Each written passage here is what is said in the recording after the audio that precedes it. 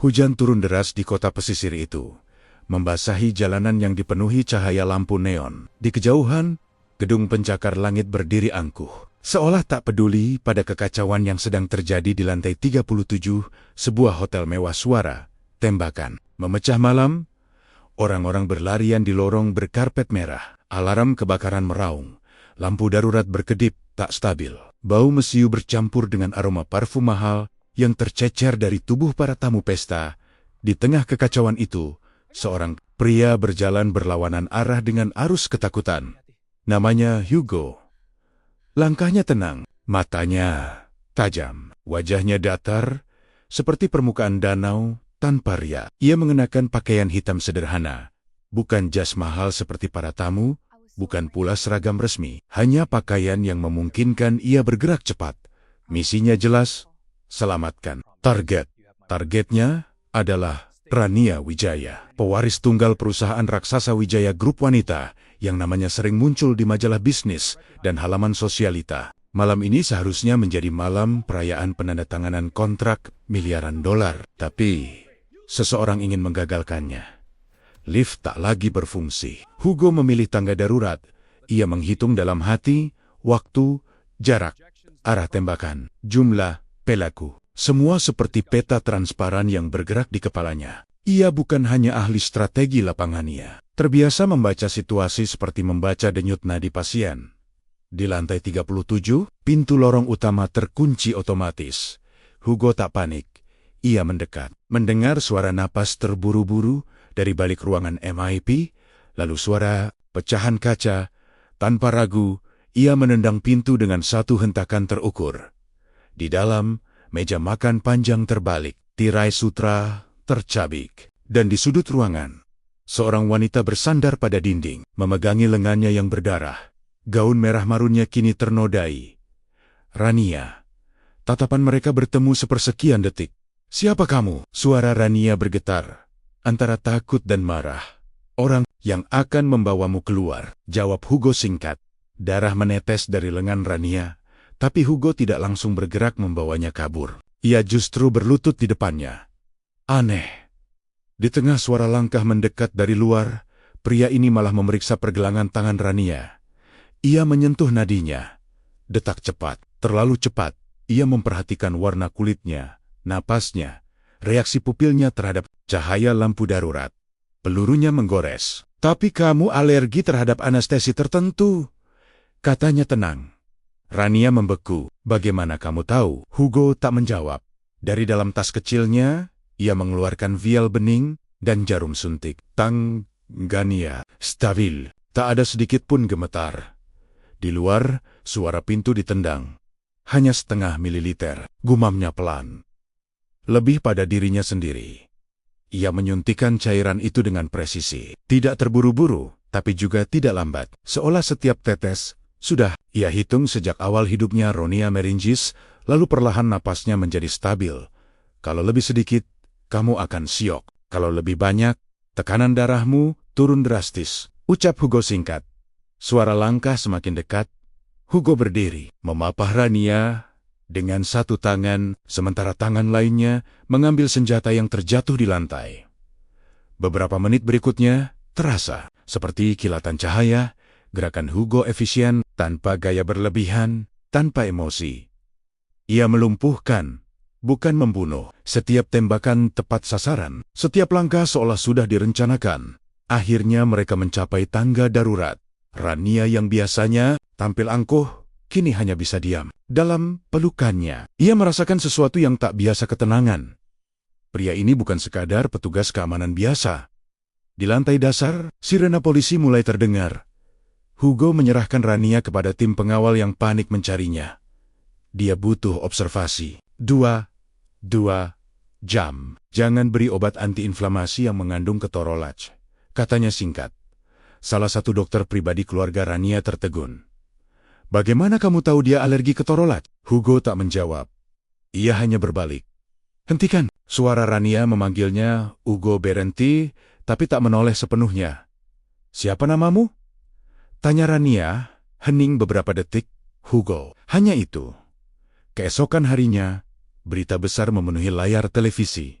pewaris Wijaya Group selamat dari serangan. Media memuji keberanian tim keamanan. Polisi mengklaim keberhasilan operasi cepat. Nama-nama petinggi keamanan disebutkan, tak satu pun menyebut Hugo. Di sebuah apartemen kecil yang jauh dari pusat kota, Hugo duduk sendirian di depan meja kayu sederhana. Televisi menyala tanpa suara. Ia membuka kotak logam kecil. Di dalamnya ada beberapa lencana militer, foto lama tim medis berseragam taktis, dan sertifikat penghargaan atas kontribusi dalam misi kemanusiaan rahasia. Di salah satu foto, Hugo tampak lebih muda memegang tas medis di medan perang. Ia adalah spesialis farmakologi lapangan, ahli dalam menentukan dosis obat di situasi ekstrem, ketika tak ada alat lengkap, ketika satu kesalahan kecil berarti kematian. Kemampuannya bukan kebetulan. Ia dilatih untuk membaca tubuh manusia seperti membaca buku terbuka. Namun, sesuatu terjadi di masa lalu. Sesuatu yang membuatnya meninggalkan unit itu. Teleponnya bergetar. Pesan singkat masuk. Misi selesai. Identitasmu tetap tidak tercatat. Seperti biasa, Hugo menatap layar beberapa saat, lalu membalas singkat. Baik, ia berdiri, menutup kotak logam itu, dan menyimpannya kembali di lemari. Di luar jendela, kota tetap berkilau. Nama Rania semakin besar. Saham Wijaya Group melonjak karena simpati publik. Dunia memujinya sebagai wanita kuat yang selamat dari percobaan pembunuhan. Tak ada yang tahu bahwa hidupnya malam itu berada di ujung jarum suntik yang dipegang seorang pria tanpa gelar, tanpa sorotan kamera. Beberapa hari kemudian, sebuah lowongan kerja sederhana dipasang di papan pengumuman gedung Wijaya Group. Dibutuhkan satpam. Di pagi yang cerah, seorang pria mengenakan kemeja putih sederhana dan celana hitam berdiri di depan meja HRD. Nama, tanya petugas. Hugo? Pengalaman kerja? Hugo terdiam sepersekian detik. Keamanan lapangan. Tak ada yang tahu bahwa pria yang melamar pekerjaan dengan gaji popasan itu pernah berdiri di tengah hujan peluru, menyelamatkan nyawa pewaris konglomerat terbesar di kota ini. Tak ada yang tahu bahwa pria itu mampu menentukan hidup dan mati hanya dengan menghitung setengah mililiter cairan. Dan tak ada yang sadar bahwa langkah kecilnya masuk ke gedung ini bukan kebetulan. Hugo tidak datang untuk menjadi satpam biasa. Ia datang untuk memulai sesuatu yang lebih besar. Dan ini baru permulaan. Pagi pertama Hugo berdiri di lobi Wijaya Group terasa biasa saja. Langit cerah, lantai marmer mengilap, memantulkan cahaya matahari yang masuk dari dinding kaca raksasa. Resepsionis tersenyum profesional kepada setiap tamu penting yang datang dengan jas mahal dan sepatu berkilau. Dan di dekat pintu putar otomatis itu, berdiri seorang satpam baru dengan seragam abu-abu yang masih terlalu rapi. Hugo tak ada yang mengenalinya sebagai pria yang menyelamatkan pewaris perusahaan ini beberapa minggu lalu. Bagi staf lain, ia hanya pegawai baru dengan wajah datar dan sikap terlalu tenang untuk ukuran satpam.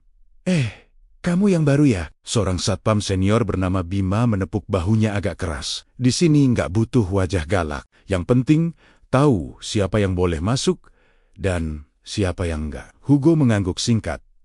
Mengerti. Bima tertawa kecil. Santai saja. Kerjaan kita cuma berdiri, cek kartu, buka pintu, nggak usah sok pahlawan. Hugo tidak membalas. Ia berdiri, tegak, memperhatikan setiap orang yang keluar masuk gedung. Tatapannya bukan sekadar melihat wajah, ia membaca bahasa tubuh, pola langkah, kebiasaan kecil yang sering tak disadari pemiliknya sendiri. Seorang direktur pemasaran berjalan masuk, sambil batuk ringan. Hugo hanya melirik sekilas, bibir pucat, langkah sedikit goyah, tangan kanan sering menyentuh dada kiri. Ia menyimpan pengamatan itu dalam diam di lantai. Atas Rania kembali bekerja penuh. Insiden malam itu tidak membuatnya mundur. Justru ia semakin agresif mengembangkan perusahaan. Namun, sejak malam penyelamatan itu, ada satu hal yang terus mengganggunya. Wajah pria itu, Hugo, nama yang terlalu singkat, terlalu misterius. Ia sudah meminta tim pribadinya mencari data tentang pria bernama Hugo yang terlibat malam itu. Hasilnya, nihil. Seolah pria itu tidak pernah tercatat secara resmi. Beberapa hari berlalu, Hugo menjalani tugasnya tanpa keluhan. Iya. Uno tidak banyak bicara. tidak ikut bergosip, bahkan jarang terlihat tersenyum. Beberapa karyawan mulai meremehkannya. Satpam baru itu, aneh ya, kayak mantan napi. Bisik seorang staf Hatter. Paling cuma sok keren. Lihat saja nanti juga ditegur kalau lambat, sahut yang lain. Hugo mendengar, tapi ia tak peduli. Suatu siang, suasana kantor berubah tegang.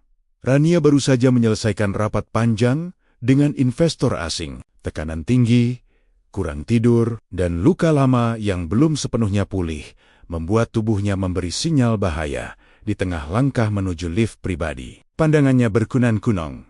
Ia berusaha berdiri tegak, tapi dunia terasa berputar. Bruk, tubuhnya roboh di lantai marmer. Jeritan terdengar. Panggil dokter, cepat. Beberapa staf panik. Asisten pribadinya gemetar memegang ponsel. Lift terasa terlalu lama turun. Di tengah kekacauan itu, Hugo yang berjaga di lobi melihat kerumunan mendadak di depan lift eksekutif. Ia berjalan cepat, menjauh sedikit. Ucapnya tenang. Ini urusan medis. Kamu cuma satpam. Bentak si orang. Manajer Hugo berlutut tanpa memperhatikan komentar itu. Ia menyentuh pergelangan tangan Rania. Nadi cepat, tapi tidak stabil. Kulitnya dingin. Napas pendek.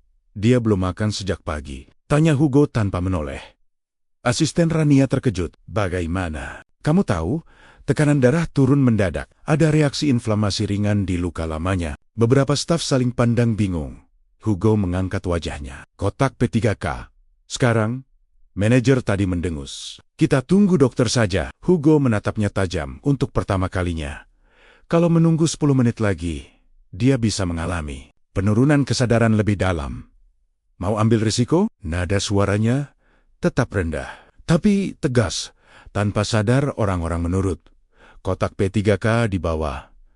Hugo membuka isinya, memeriksa obat yang tersedia. Terlalu umum, terlalu standar. Ia mengeluarkan ponsel, membuka catatan kecil berisi perhitungan. Berat badan terakhirnya, asisten menjawab cepat. Hugo menghitung dalam hati, mengurangi dosis standar, menyesuaikan dengan riwayat alergi yang ia ingat dari malam itu.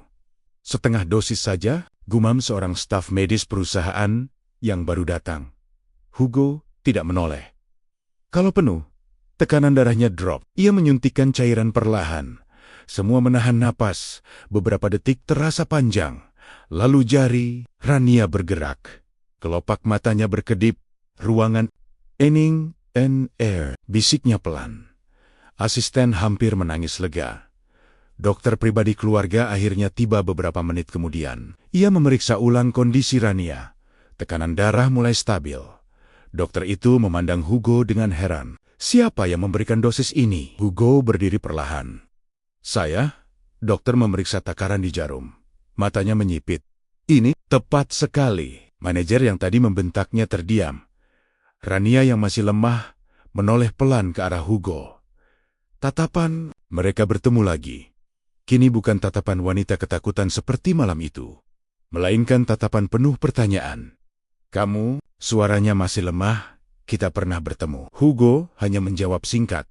Tugas saya menjaga keamanan. Ia melangkah mundur, memberi ruang. Tak ada rasa ingin dipuji, tak ada usaha menjelaskan siapa dirinya sebenarnya. Namun sejak hari itu, suasana berubah. Kabar menyebar cepat, satpam baru itu menyelamatkan CO. Beberapa karyawan mulai memandangnya berbeda. Tapi bukan semua. Ada juga yang merasa terganggu. Dia cuma satpam. Kenapa sok jadi dokter? Bisik seseorang di ruang istirahat. Namun, di sudut lain gedung, Rania duduk di ruang kerjanya, memandangi hasil laporan medis. Dokternya berbicara pelan. Siapapun pria itu, dia paham farmakologi dengan sangat detail. Bahkan, jarang dokter umum berani mengurangi dosis sepresisi itu tanpa alat lengkap. Rania terdiam. Ingatan malam penuh tembakan itu kembali terlintas. Cara pria itu menyentuh. Nadinya, cara ia menghitung tanpa ragu. Dan sekarang, ia bukan hanya penyelamat di malam kelam. Ia adalah satpam di lobi gedungnya sendiri. Sore itu, Rania turun ke lobi tanpa pengumuman. Para staf langsung berdiri tegang. Ia berjalan perlahan, masih sedikit pucat, hingga berhenti beberapa langkah di depan Hugo. Terima kasih, ucapnya pelan. Lobi mendadak sunyi. Hugo menatapnya sebentar. Sudah tugas saya? Sebagai satpam, Rania mengangkat alis. Hugo tak menjawab. Untuk pertama kalinya, sudut bibirnya sedikit terangkat senyum tipis, yang sulit ditebak artinya. Rania menyadari satu hal. Pria ini menyembunyikan sesuatu, dan entah mengapa, ia merasa keberadaan Hugo di gedung ini bukan kebetulan. Sementara itu, jauh di tempat lain, seseorang menatap layar monitor berisi berita tentang Wijaya Group. Jadi dia memilih bersembunyi di sana. Gumam pria misterius itu, tangannya mengetuk meja pelan. Menarik, Hugo. Tanpa disadari, siapapun kehidupan, satpam sederhana itu perlahan mulai menarik perhatian yang seharusnya tetap berada di masa lalu dan badai berikutnya sedang menunggu. Sejak insiden pingsannya Rania di lobi, suasana di Wijaya Group tak pernah banner-banner sama. Nama Hugo mulai beredar bukan sebagai satpam biasa, tapi sebagai satpam yang bisa menyelamatkan Cheo. Sebagian orang kagum, sebagian lagi merasa tidak nyaman. Di ruang direksi, seorang pria berusia 60-an duduk dengan wajah pucat. Rambutnya sudah memutih, tapi jas mahalnya tetap rapi. Ia adalah Darmawan, komisaris senior yang sudah puluhan tahun bersama perusahaan beberapa minggu. Terakhir, kesehatannya memburuk. Gagal ginjal tahap awal, dokter menyarankan perawatan intensif dan kemungkinan cuci darah rutin. Namun, Darmawan keras kepala. "Aku tidak mau bergantung mesin," katanya pelan pada asistennya. Rumor tentang satpam ajaib itu akhirnya sampai ke telinganya. Awalnya ia tertawa. Satpam bisa lebih pintar dari dokter rumah sakit elit, namun ketika kondisinya kembali drop di ruang rapat dan obat yang diberikan membuatnya mual hebat, pikirannya berubah. Malam itu, secara diam-diam, Darmawan turun ke lobi tanpa pengawalan besar. Hugo sedang berjaga seperti biasa, melihat pria tua itu berjalan pelan dengan napas berat. Hugo langsung berdiri tegak. "Bapak seharusnya tidak berdiri terlalu lama," ucapnya tenang. Darmawan terkejut. "Kamu tahu siapa saya?" "Komisaris Darmawan. Tekanan darah Anda tidak stabil. Wajah Anda menunjukkan retensi cairan ringan." Pria tua itu terdiam. "Kamu dokter?" "Bukan. Lalu bagaimana kamu tahu?" Hugo menatapnya sebentar. "Saya terbiasa membaca kondisi orang sebelum mereka sendiri menyadarinya." Darmawan menarik napas panjang. "Ikut saya." Mereka masuk ke ruang kecil di dekat lobi. Tanpa jas formal, tanpa kamera media, Hugo memeriksa denyut nadi Darmawan. Menekan pelan bagian pergelangan kaki untuk melihat pembengkakan. Meminta daftar obat yang sedang dikonsumsi, ia membaca dengan cepat. "Dosis ini terlalu tinggi untuk metabolisme Bapak sekarang," katanya akhirnya. "Itu resep dokter spesialis terbaik," jawab Darmawan defensif. Hugo mengangguk. "Saya tidak meragukan dokternya. Tapi setiap tubuh berbeda. Ginjal Bapak tidak memproses obat secepat dulu." Ia mengambil kertas kosong, menulis angka-angka kecil. "Kurangi 1/4 dosis ini. Tambahkan interval 6 jam. Dan jangan konsumsi bersamaan dengan obat lambung ini, reaksinya memperberat mual." Darmawan menatap catatan itu lama. "Kamu sadar kalau salah sedikit saja, aku bisa masuk ICU?" Hugo menatap balik tanpa ragu. "Saya sadar." Tatapan mereka bertahan beberapa detik. Ada keyakinan aneh dalam mata Hugo. Bukan kesombongan, bukan nekat, tapi kepastian yang lahir dari pengalaman panjang. 2 minggu kemudian, kondisi Darmawan membaik drastis. Hasil lab menunjukkan stabilisasi fungsi ginjalnya. Dokter pribadinya terkejut. "Apa yang Anda ubah?" tanyanya. Darmawan hanya tersenyum samar. "Sedikit penyesuaian dosis." Sejak itu, kabar menyebar lebih cepat. Satpam itu bukan kebetulan. Ia benar-benar memahami tubuh manusia. Beberapa karyawan mulai mendatanginya diam-diam. Sakit kepala kronis, masalah lambung, insomnia. Hugo tidak pernah meminta bayaran.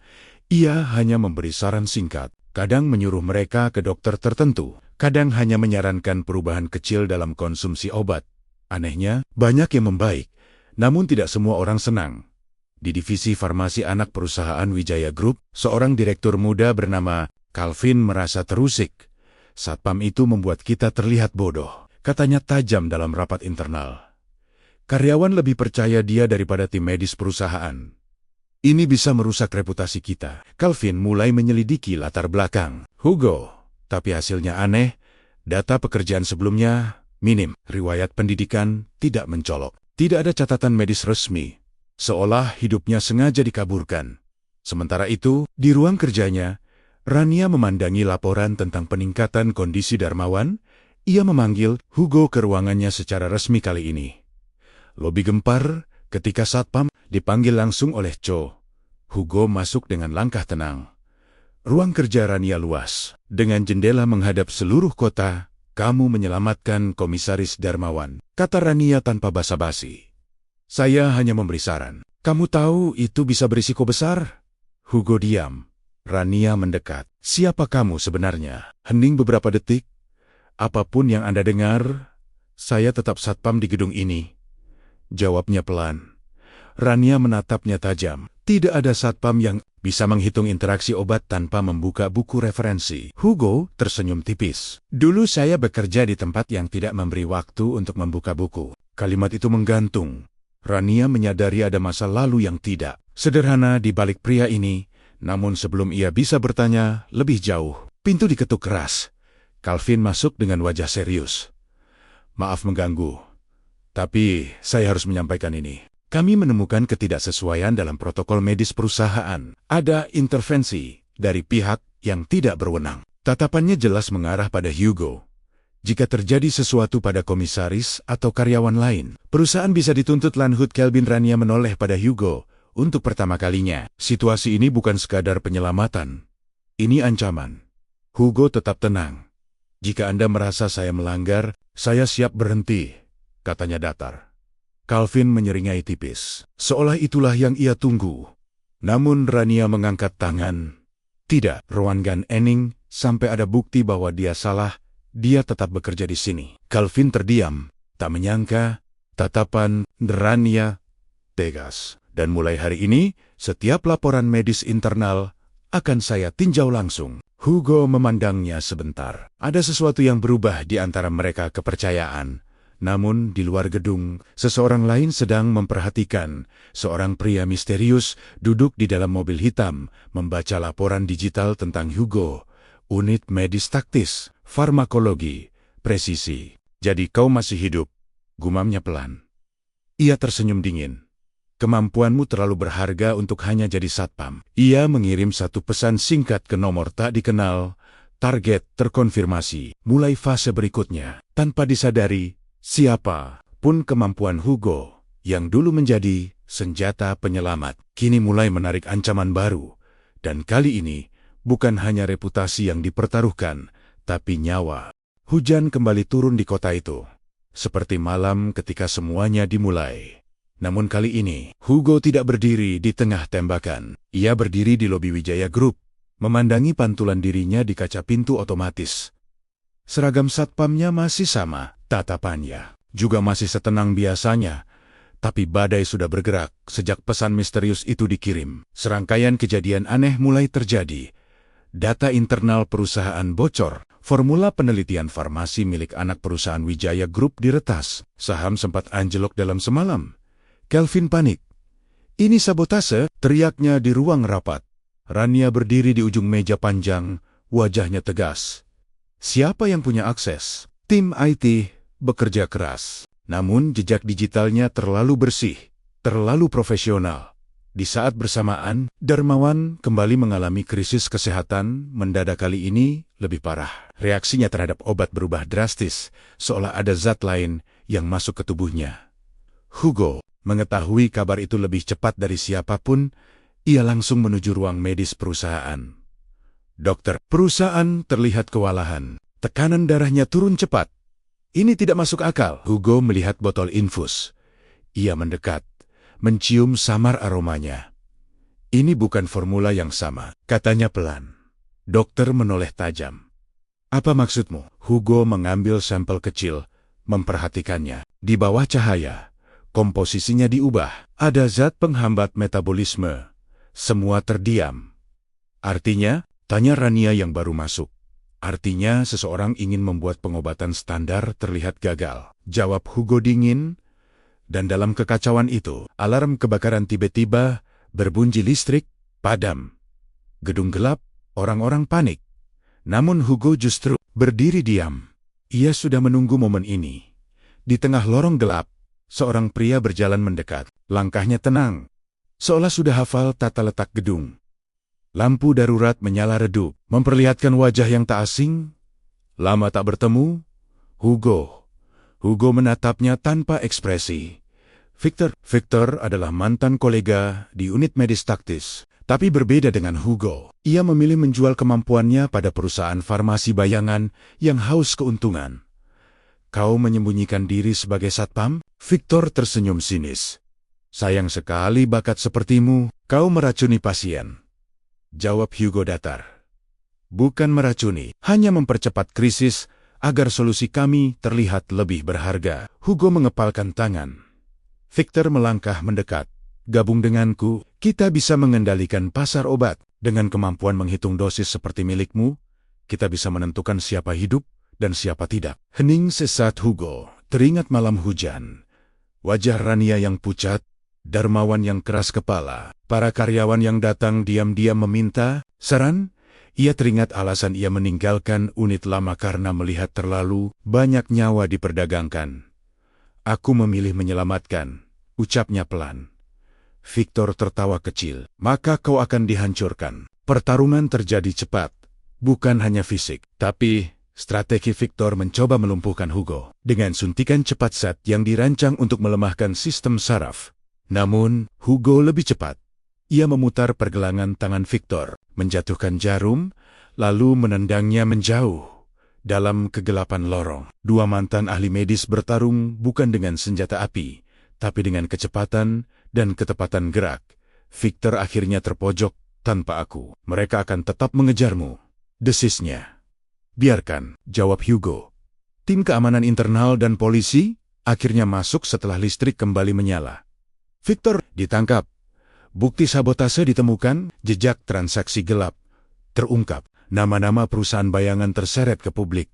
Skandal itu mengguncang industri farmasi nasional. Beberapa bulan berlalu, Wijaya Group nyaris runtuh. Tapi justru bangkit lebih kuat. Rania membuat keputusan besar. Ia membentuk divisi riset medis, independen fokus pada pengembangan terapi presisi berbasis data metabolisme individu, dan kali ini, ia menunjuk seseorang sebagai kepala penasihat strategis di ruang konferensi besar. Para investor berdiri ketika seorang pria memasuki ruangan, bukan lagi dengan seragam satpam. Ia mengenakan setelan hitam sederhana. Hugo, namanya kini tercatat, resmi sebagai Direktur Inovasi Medis Wijaya Biotech.